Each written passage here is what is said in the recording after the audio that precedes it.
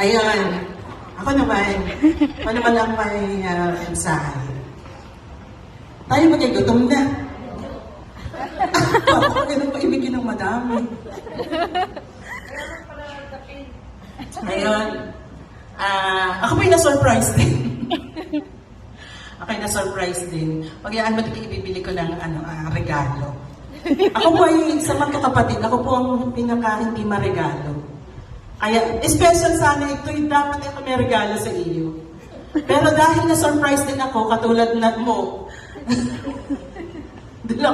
hindi kasama sa planning, ako po ay abala, so hindi ko alam ng mga bagay.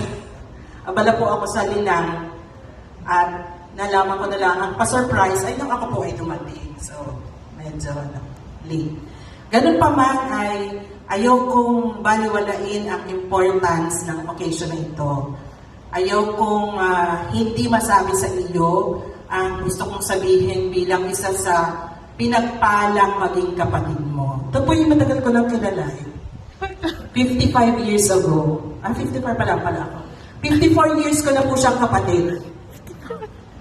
Medyo matagal ko na siyang kapatid, at dahil sa siya matagal ko ng kapatid, ay ang dami na ng iba't ibang seasons of life nga na amin pong pinagdaanan.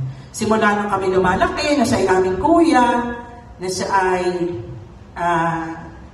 nagtataktak ng kanyang laman ng wallet dahil kailangan itulong sa mami at ipadala sa nag-aaral ng mga kapatid. O, di ba? Ako po ay recipient ng kanyang pagtataktak ng wallet sa kama pag magpapadala na ang mami ng allowance sa anak na nag-aaral sa Maynila.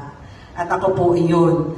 At na-obserbahan ko po sa buhay ko kung paano, ito po, ang kuya ko po sobrang matiisin. Alam niyo po ba, graduate siya ng civil engineering, pero nagtrabaho po siya. Nagtrabaho mo nung dati sa Ever, yung nagbababa ng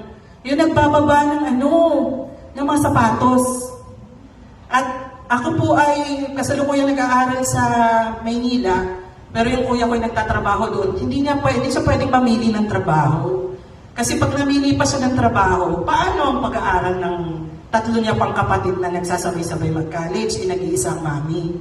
So kaya po siya ay kahit anong trabaho papasukin, at saka kahit magutom, natatandaan ko, hinihimatay sa CR dahil gutom. Pero hindi na po, yun po ay things of the past that we would like to remember today because we know how far God has been blessing him since siguro time na siya ay ipinanganak. Kasi nga nung ipinanganak siya ay hindi pa kayo tunay na mahirap nun siya lay. Kasi nakakakain kayo ng mansanas. Blessed pa rin kayo nun. Kasi nung ang tunay na mahirap, hindi nakakakita ng apple. So, blessed na rin talaga sa simula, pero alam ko na pinadaan tayo sa maraming lessons in life so that when we grow up, hindi tayo maging yung klase ng tao na puno ng bitterness, puno ng